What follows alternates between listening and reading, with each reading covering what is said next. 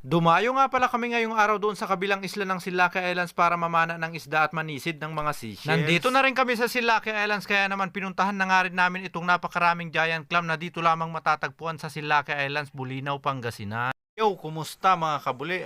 So eto na nga mga kabuli, 45 days video, 45 days adventure ay dumayo nga pala kami ngayong araw sa kabilang isla para mangisda. Doon nga ang binabalak naming mamana ng isda at manisid nga ng mga seashells dahil marami nga daw sila doong nakukuha. Ito nga ang unang beses na makakapunta nga kami doon sa kabilang isla para mamana ng isda at manisid ng mga seashells. Noong unang pagpunta nga kasi namin dito ay hindi nga kami nakapamana ng isda at nanisid ng mga seashells. Ang sinadya nga lang talaga kasi namin noon para makita lang yung ipinagmamalaki ng aming bayan ng Bulinaw, Pangasinan, yun nga yung malalaking giant clam. Bali, 3 katao nga lang sana kami ditong pupunta nga doon sa Silake Islands para mamana ng isda. Nakita nga kami ng aming pinsan na nagbakasyon nga lamang galing Pampanga. Gusto nga daw nilang sumama sa amin kaya naman isinama na rin namin. Isinama na nga rin pala nila dito itong 2 cute na alaga nilang aso. Kaya naman bali 5 katao nga pala kami ditong nakasakay sa bangka plus 2 aso. At nang makahanap na nga rin kami dito ng magandang spot na pamanaan ng isda, inangkla na nga namin yung aming bangka. Ikinabit na nga pala muna namin dito itong tarapal nitong bangka bago nga kami sumisid. Mamamana nga pala ako dito ng isda at itong aking mga kasama ay maninisid nga ng mga seashells. Mababaw nga lang pala dito sa spot kung saan nga kami mamamana ng isda, halos nasa 1 dip pa lamang. Nakita nga kasi namin na damuhan o karaganan nga itong spot na kung saan naninirahan nga yung mga istang bulmul kaya naman dito na nga kami nagpundo. Ang taga-video nga pala namin dito ay itong jowa ng aking pinsan dahil nandito nga lang siya sa bangka. May napana na nga rin pala dito ng isda yung aming pinsan na galing pa nga ng Pampanga. Kaya naman agad nga siyang bumalik dito sa bangka para ibigay yung napana niyang isda dahil wala nga siyang lagayan ng isda. Yung may dalang lagayan ng isda nga pala yan na sumisid, siyan po si Kalods Rico. Siya nga yung naninisid ng mga seashells sa amin dahil sa gabi nga lang daw siya namamana ng isda, yung tilapia. Double purpose naman itong isang ginagawa ng kasama naming import na si Kalods Tuksing from Barag City. Naninisid nga siya ng mga seashells na may dalang pana pero wala pa siyang napana na isda. Ang napana niya is starfish. Bumalik na nga rin pala ako dito sa bangka dahil may ilang piraso na rin akong napana na isda at may nahuli pa nga ako ditong isang pugita. Sayang nga lang at hindi ko nga nadala yung aking underwater na camera kaya naman hindi na nga ako nakapag-video sa ilalim ng tubig habang namamana ng isda. Sa mga susunod na pamamana ko nga ng isda ay siguradong dadalhin ko na nga yung aking underwater camera para maipasyal ko nga na naman kayo sa ilalim ng dagat. May napana nga na naman pala ditong isda si Mark Joseph Murado from Pampanga. Meron pa nga siya ditong inakrop na nakuhang mga seashells kaya naman agad nga siya ditong bumalik sa bangka. Kumain na nga rin pala muna kami dito dahil mabisin na nga yung aming mga bulate, hindi pa sila nag-agahan. Hindi na nga pala kami masyadong nakapagtagal na mana ng isda at nanisid ng mga seashells dahil medyo may kalabuan nga yung tubig. Kapag may kalabuan nga kasi ang tubig na ang tawag nga dito sa amin ay naglibag ay madalang talaga ang labas ng mga isda. Mabuti na nga lang dito sa parting maraming giant clam ay medyo malinaw nga yung tubig kaya naman nakikita nga sila kahit dito lang sa ibabaw. Nandito na rin kami sa Silake Islands kaya naman bago nga kami dito umuwi ay pinuntahan na nga rin namin dito itong napakaraming giant clam na dito lang matatagpuan sa Silake Islands. Hindi nga lang pala kami ang pumasyal dito ngayong araw dahil marami nga rin pumunta dito, may 2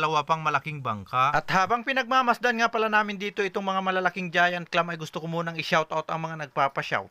Shout out kay Emily Mapili from Ilog, Malino. Shout out sa Landingin family from Dagupan. Shout out kay Tidi Ularte. Shout out kay Joland Jo Camero from Turi-Turi, Anda. Shout out kay Rangel Kalundan. Shout out kay Christian Silso from Manchur Pilar, Tubinyan, Laguna. Shout out kay Ses Ularte from Malong, Anda. Shout out kay Kurt Kalweng from Bani. Out kay Nora Biernes from Anda, Pangasinan. Out kay Emil Valenzuela. Out sa Katcho family from Malong, Anda. Out sa Asuncion family dyan sa Bulinaw. Shout out kay JR Sandugo, Katabay. Shout out kay Maripe Galula Rapilo from Siapar living in Kuwait. Shout out kay Yichay Gyan Kapa Sistona na taga-Anda Sitio San Nicolas watching sa Kingdom of Bahrain. Shout out kay Ron Julius Joyce from Malong, Anda, Pangasinan. Shout out kay Lois K. Oliveros from Sagay City, Negros Occidental. Shout out kay Jordan Sarmiento Santos from Zambales. Shout out kay Madam Debe, sabi ni Ryan Tumbaga. Shout out kay Ray Escobar from Zambales. Shout out sa Kasyeho, Gomez at Kaasi family dyan sa Binabayan. Shout